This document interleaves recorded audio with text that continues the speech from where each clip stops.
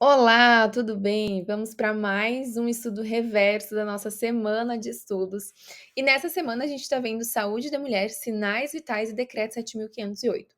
Aqui nessa aula vocês vão ver as principais questões, né? A gente vai fazer uma revisão bem sistematizada desses temas aqui e tirar as dúvidas de vocês também aqui, resolvendo essas questões desses temas super, super importantíssimos. Vamos para a primeira questão, que é sobre o Decreto 7.508. Então, a primeira questão fala o seguinte: o Decreto 7.508 trata sobre a organização do SUS. Lembrando que o nosso Decreto 7.508, tá? Ele regulamenta a Lei 8080. Trouxe avanços fundamentais, abordando aspectos relativos ao planejamento, à assistência e à articulação interfederativa. Em relação aos aspectos do planejamento, então vejam, a questão está pedindo sobre o planejamento em saúde, abordados no Decreto 7.508 e suas alterações posteriores, é correto afirmar que: letra A. O planejamento de saúde em âmbito estadual deve ser realizado de maneira regionalizada, certo? Além de considerar as necessidades dos municípios. Perfeito, gente. Toda vez que a gente fala, né, aqui nos âmbitos, lembrem quais âmbitos a gente tem. A gente tem em âmbito nacional, a gente tem o âmbito estadual e o âmbito municipal. A questão aqui está trazendo, né, sobre o âmbito estadual, que deve ser de maneira regionalizada, correto? Todos os âmbitos, né, devem ser de maneira regionalizada e devem considerar aqui, o Estado, né, deve considerar as necessidades do município. Por quê, gente? Os estados não são maiores que os municípios, né? Tem um poder maior que os municípios, certo? Então, corretíssimo, né? Os estados vão ajudar, vão considerar as necessidades dos municípios, de modo a auxiliá-los ali. Letra B. O planejamento de saúde é obrigatório para iniciativa privada e, dessa forma, funciona como um indutor de políticas para o setor público de saúde. Na verdade, isso aqui está ao contrário, né? O planejamento de saúde ele é obrigatório para os entes públicos e será indutor de políticas para iniciativa privada, tá? Então, aqui só está ao contrário aqui essa definição. Letra C. Os serviços de saúde prestados pela iniciativa privada não são considerados no planejamento, ainda que eles atuem de forma complementar ao SUS. Errado, né, gente? A iniciativa privada, ela participa do SUS de forma complementar e vai sim ser considerada ali no planejamento de saúde, né? Ela não vai ser descartada. Então, letra C, incorreta.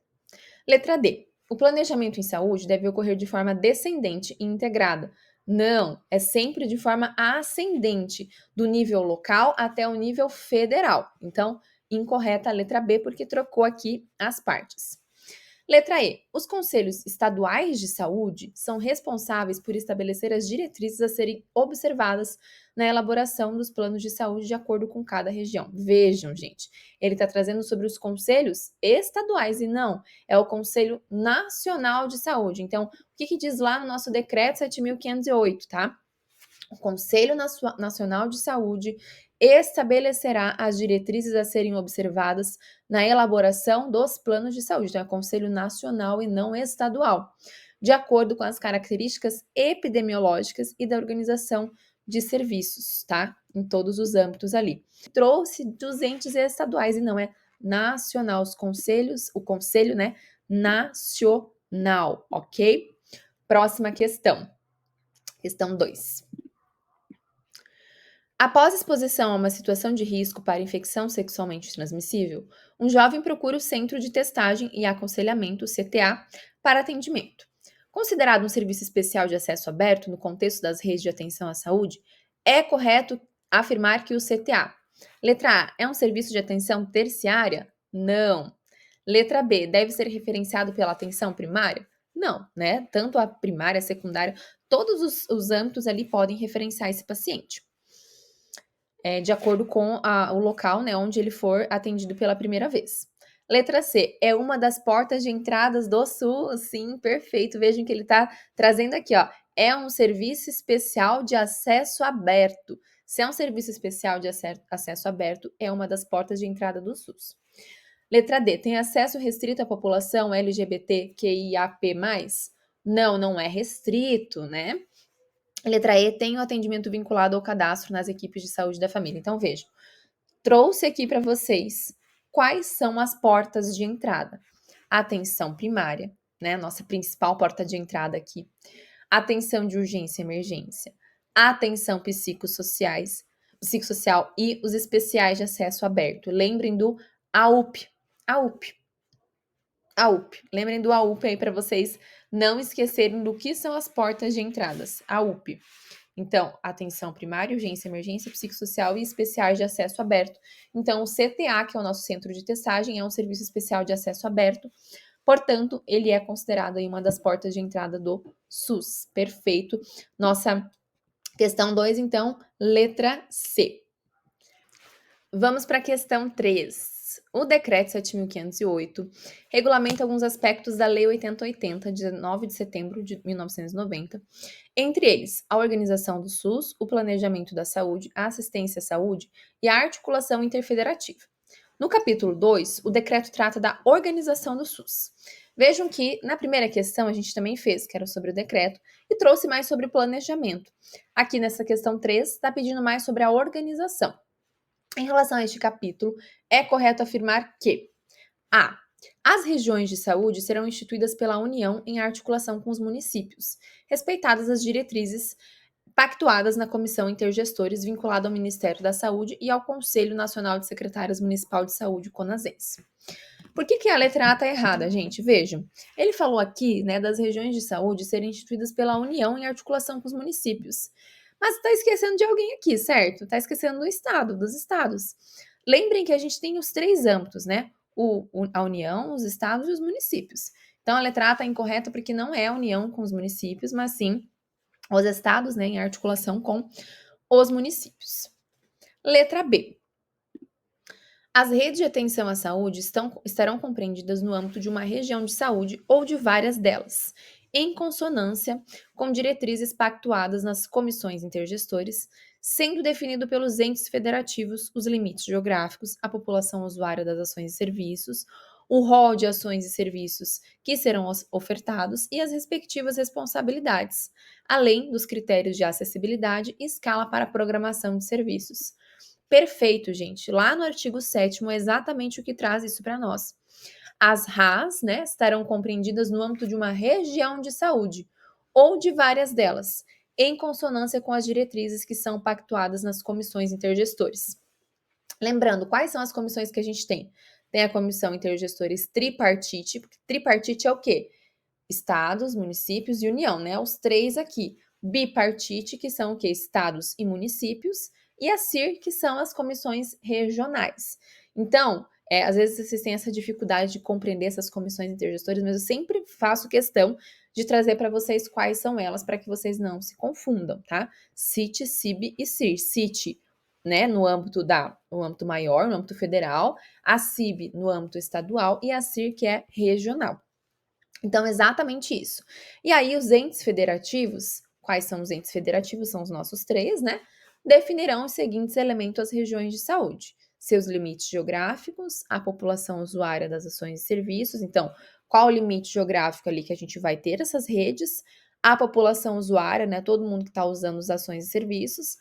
O rol de ações e serviços que são ofertados. Então, o que vai ser ofertado para essa população? Quais os serviços? Quais os procedimentos? E as suas respectivas responsabilidades, critérios de acessibilidade e escala para conformação dos serviços. E agora, gente, o que é uma região de saúde para a gente relembrar aqui, tá? Então, vejam, região de saúde é o quê? É um espaço geográfico contínuo onde a gente tem um agrupamento de municípios limítrofes, delimitado a partir do quê? Identidades culturais, econômicas e sociais e de redes de comunicação e infraestrutura de transportes compartilhados, com a finalidade de a gente organizar, integrar essa organização, integrar esse planejamento e a execução dos serviços de saúde. Então, nossa letra B, por enquanto, nossa alternativa correta. Letra C. Para ser instituída,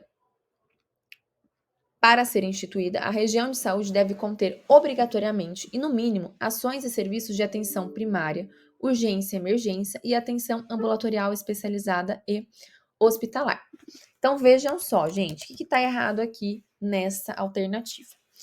Lá no nosso artigo 5º, fala sobre as regiões de saúde e diz o seguinte: para ser instituída, a região de saúde deve conter minimamente atenção primária, urgência e emergência, atenção psicossocial, atenção ambulatorial especializada e hospitalar, perfeito. Só que faltou aqui, ó, a vigilância em saúde, tá? Nessa alternativa. Faltou a vigilância em saúde, que tá como também minimamente obrigatório. Então, o que, que deve conter minimamente?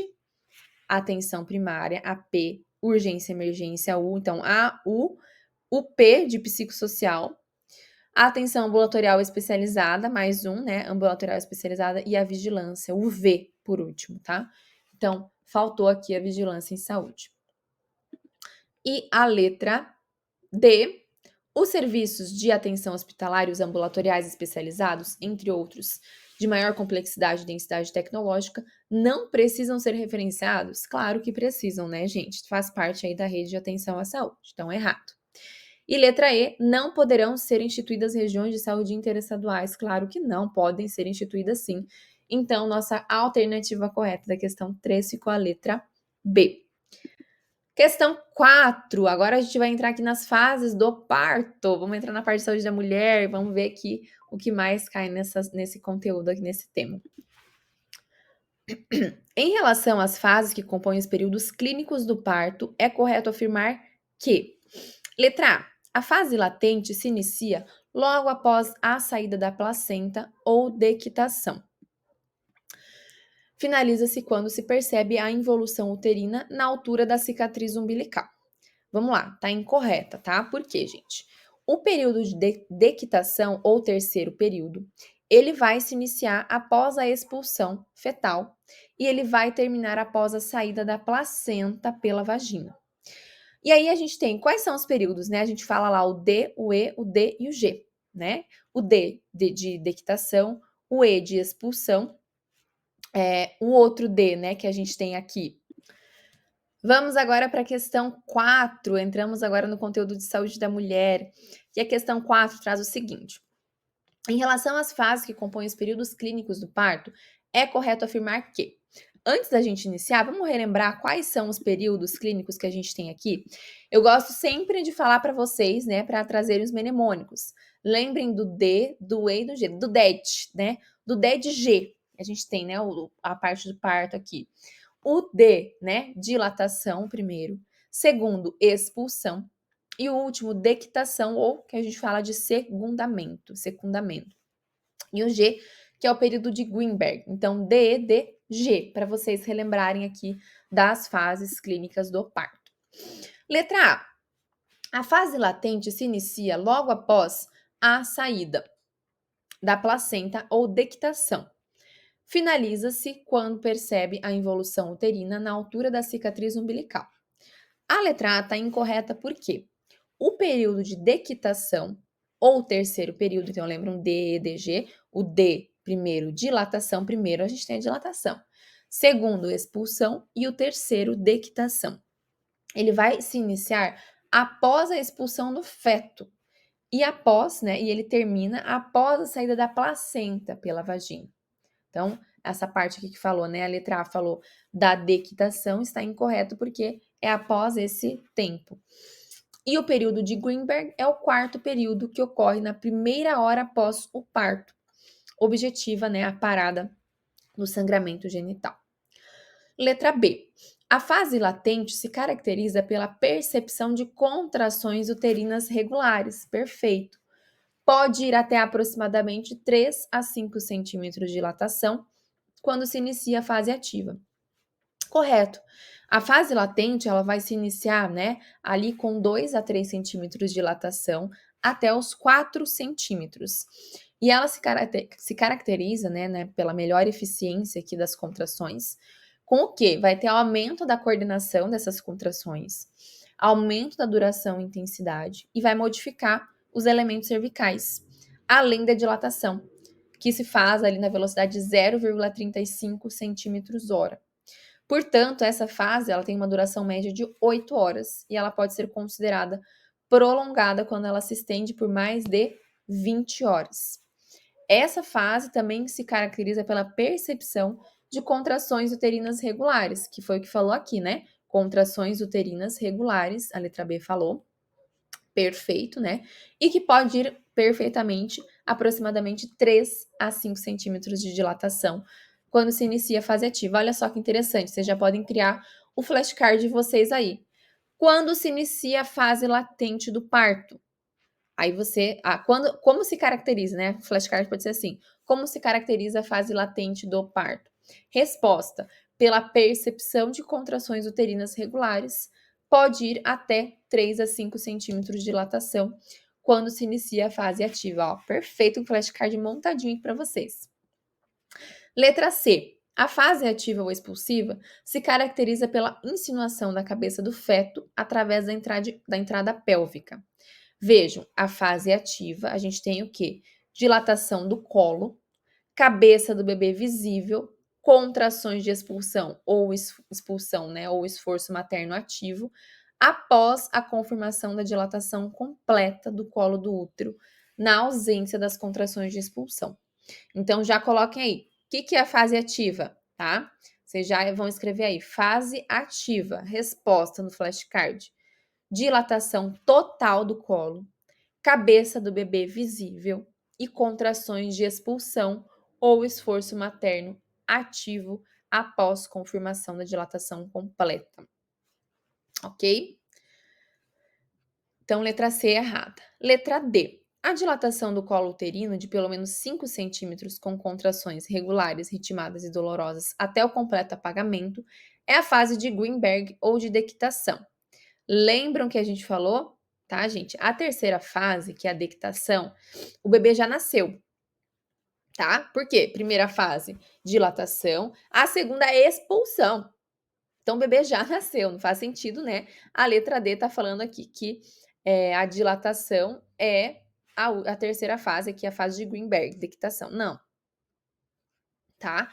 Então, o bebê já nasceu, as contrações continuam, mas com menos intensidade, porque a placenta vai ser expelida aqui. Então, este momento tem duração de 5 a 10 minutos, tá? 5 a 10 minutos. Já a quarta fase é a nossa fase de Greenberg. Essa quarta fase, a última fase, ela é definida como a primeira hora após a saída da placenta, tá? Após o parto ali. E é um momento onde a gente vai observar a mãe para evitar as hemorragias, porque depois desse período, né, o útero ele já está bem contraído. Então, letra D, incorreta. E letra E, a fase ativa prolongada, caracterizada por dilatação de até 2 centímetros, é considerado falso trabalho de parto e pode ser acelerada com a ruptura de membranas. O trabalho de parto prolongado é a ocorrência da dilatação cervical ou a descida fetal anormalmente lentas, tá? Durante a fase ativa do trabalho de parto. A fase ativa prolongada a gente chama de distócia funcional. A principal causa é a hipocontratibilidade ou a incoordenação das contrações. Então, vocês já podem criar o flashcard de vocês também. O que é, né, o trabalho de parto prolongado? Resposta: é a ocorrência da dilatação cervical ou descida fetal anormalmente lenta durante a fase ativa do trabalho de parto. Então, a nossa alternativa correta ficou a letra B, né? Letra B, fase latente, se caracteriza pela percepção de contrações uterinas regulares. Gente, uma observação sobre essa questão aqui é que algumas literaturas, tá, vão considerar o trabalho ativo de parto acima de 4 centímetros. A maioria delas, tá, traz aqui que é de 3 a 5 centímetros, certo? Então, a maioria traz para nós essa definição. Então, tomar cuidado também de qual é a referência que está sendo usada na questão. Outra coisa super importante de falar, tá? É sobre o que diz lá na Febrasgo, né? Que é a nossa principal, né? Nossa diretriz nacional aí do trabalho de parto, né? A principal referência que a gente usa. Eles falam, né? Que na fase ativa, ela é caracterizada, as principais características da fase ativa é as contrações uterinas dolorosas e regulares. Nessa questão, vejam que ele trouxe, né? Só regulares. Mas não está incorreto por conta disso, tá? Porque ela trouxe as definições corretíssimas aqui da fase ativa. Só para relembrar vocês, tá? Que essa fase ativa do primeiro período de parto, lá o que traz para nós a Febrasgo, é exatamente isso, ó. Contrações uterinas dolorosas, regulares, e mais rápidas, né? E com até 5 centímetros em dilatação. Ok? Então, aqui o que trouxe a nossa questão, tá? Nossa letra B, 3 a 5 centímetros, né? Quando se inicia a fase ativa. Tá? Então, só para trazer aqui para vocês essas referências também que são importantes. Questão 5, vamos ver aqui que fala sobre a apresentação fetal, ou como o povo se pega aqui nessas questões. Vamos resolver essa questão aqui então. Primigesta no terceiro trimestre, sendo avaliada em consulta de pré-natal. A palpação obstétrica constatou a presença do polo cefálico, ó. Vejam as informações aqui. O polo cefálico no fundo uterino. E a situação é longitudinal. E a questão está pedindo o quê? A apresentação fetal. É correto inferir que a apresentação fetal é. Então, a nossa alternativa é a letra C, pélvica. Por quê? Olha só, gente, lembrem que a gente tem diferenças entre a apresentação e a situação fetal. Então, tome cuidado, tá? A apresentação fetal, a pélvica aqui, tá? Exatamente como estava dizendo aqui a questão. A palpação constatou-se a presença do polo cefálico no fundo uterino. Então, polo cefálico no fundo uterino, ó, pélvica, né? A situação, a apresentação cefálica é diferente. Agora, vamos ver as diferenças entre apresentação e situação, que é o que mais pega aí para os estudantes, tá? Na hora que vai resolver as questões sobre a apresentação ou situação. Então, lembre, a apresentação é uma coisa, situação fetal é outra. Então, muitas vezes a questão traz lá qual a apresentação, e aí vocês veem a imagem e marcam o que é a imagem da situação fetal, tá? Então, cuidado. Na apresentação, você vai lembrar do CPC, né? Na apresentação, é a parte que se apresenta ao canal do parto, que pode ser cefálica, pélvica e córmica. Apresentando outra parte fetal, né, como a mão, o pé, o cordão, a gente chama de procedência, que é bem incomum. Então, a cefálica, né, a cabecinha para baixo, a pélvica, né, que tá aqui, ó, a cabecinha para cima e a córmica. Então, CPC, apresentação fetal. Já na situação fetal, vocês vão lembrar do macete, do lá tem ovo. Longitudinal, transversal ou córmica e oblíqua. Então, às vezes a questão pede lá, traz essa imagem aqui, ó, por exemplo, tá vendo aqui, ó? Traz essa primeira imagem para vocês, né, a longitudinal. Só que aí ele fala apresentação, tá? Qual a apresentação? Cefálica. E aí vocês marcam aqui, então cuidado, tá? Então, cuidado com as diferenças, situação e apresentação fetal. Eu já vi cair em prova, inclusive, teve uma prova, né, do Enário, que eu não me lembro qual era, tá? A prova, nem o ano, mas trazia a imagem, pedia para vocês colocarem a apresentação, ou era a situação, acho que era a situação, né? Que era longitudinal e muitos marcaram como cefálica, tá? Então, cuidado. Eu estava pedindo, por exemplo, a situação, né? Que é longitudinal. Então, cuidado com o que a questão está pedindo, é a situação ou a apresentação fetal, ok? Questão de número 6, vamos calcular aqui agora, né? Tá falando sobre a regra de Nagel. Então, Maria, 28 anos, compareceu para a consulta de pré-natal. Apresentou uma ultrassonografia realizada no dia 26 de nove de 2022, com laudo de feto único, BCF 140, idade gestacional compatível com 14 semanas e 2 dias. Diante da situação, assinale a alternativa que apresenta a data provável do parto correta de Maria, utilizando a regra de Nagel. Gente, essa questão aqui teve um índice muito alto de erros. Por quê? Porque muitas pessoas calcularam, né, com base na regra lá do data provável, com a data da última menstruação. Mas vejam que a questão não trouxe a data da última menstruação para nós. Então, a conta não deve ser feita conforme a data da última menstruação. Então, vejam, quando a gente não tem a informação da DUM, a gente vai calcular pela USG. Então, aqui, ó, compatível com 14 semanas e 2 dias. Então, a gente vai pegar o 14 vezes o 7, né, que são os dias da semana, que vai dar 98 dias. A gente vai somar o 98 mais 2 dias, porque teve aqui, ó, 14 semanas e 2 dias, que deu 100 dias. Então, 280 dias, que são o total aqui que a gente tem, né, menos 100 dias, que vai dar 180 dias. 180 dias são 6 meses. Então, 26 de 9 de 2022 mais 6 meses vai dar 26 de 3 de 2023. Ah, Elisa, mas por que 280 dias? Porque, ó, 280 dias ou 40 semanas, que é o total, né, da gestação, que a gente calcula, né, a partir da data da última menstruação, ok? Então, uma questão assim que pegou muitas pessoas, o índice de acertos foi muito pouco, porque muita gente calculou pela achando que essa data aqui era a data da última menstruação e não, ó, é a da ultrassonografia. Então, cuidado com o cálculo, tá? Então, 26/9 de 2022 mais 6 meses, fechou em 26/3, ok? De 2023, sempre um ano para frente, né? A gente calcula no ano para frente. Então, letra E, nossa questão correta.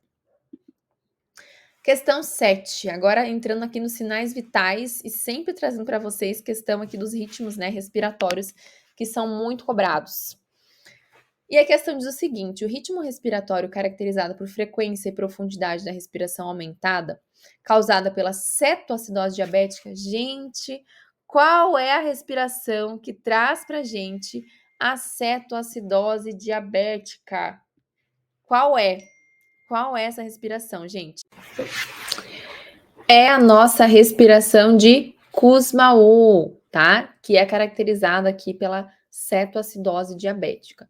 Inclusive, trouxe aqui para vocês, como eu sempre gosto muito de trazer, este nosso resumão aqui maravilhoso, né? Que vocês podem usar, podem abusar dele, para vocês relembrarem aqui da importância, tá? Dos tipos de respiração e daqueles que são mais cobrados nas provas. Então, ó, Cheyne-Stokes, que a gente tem aqui. Lembrem que Cheyne-Stokes sempre tem uma apneia grande, né?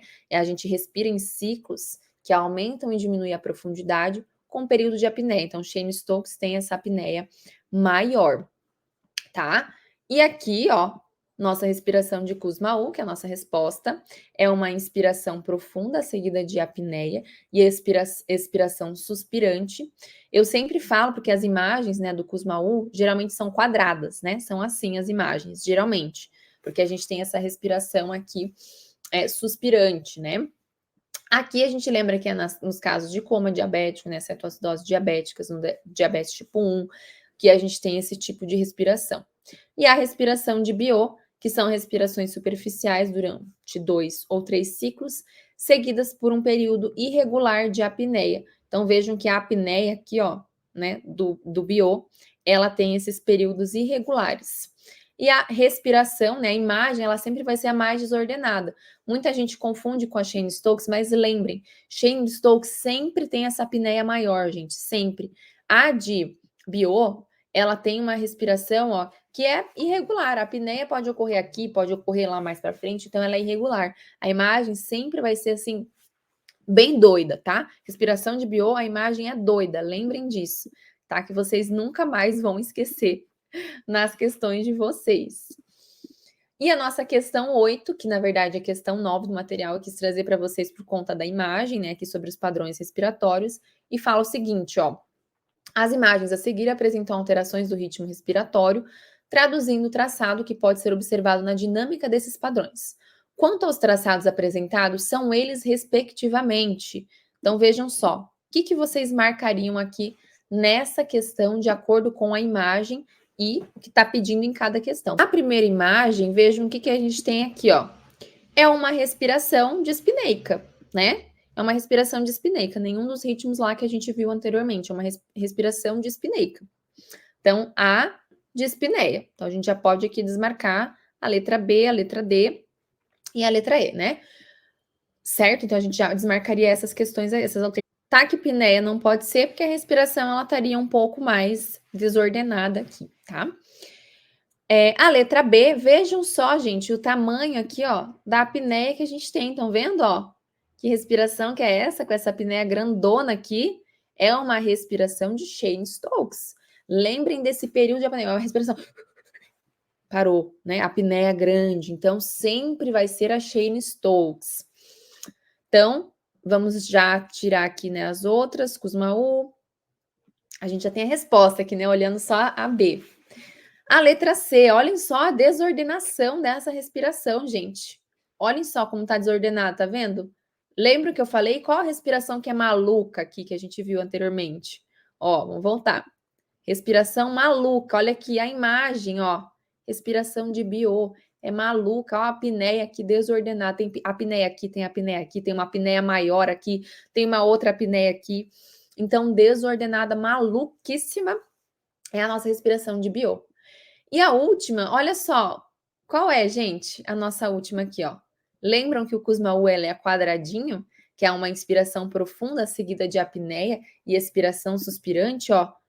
Expiração, inspiração profunda, ó, bem profunda, por isso que ela é mais quadrada, né? Tem a apneia sempre, ó, a apneia quadradinha aqui, ó. Então, essa é a respiração de Kussmaul. Kussmaul, ó, é quadrado, ritmo de Kussmaul. Então, gente, não fica mais fácil quando a gente aprende com esses macetes aqui, né? Desvendar a nossa alternativa correta.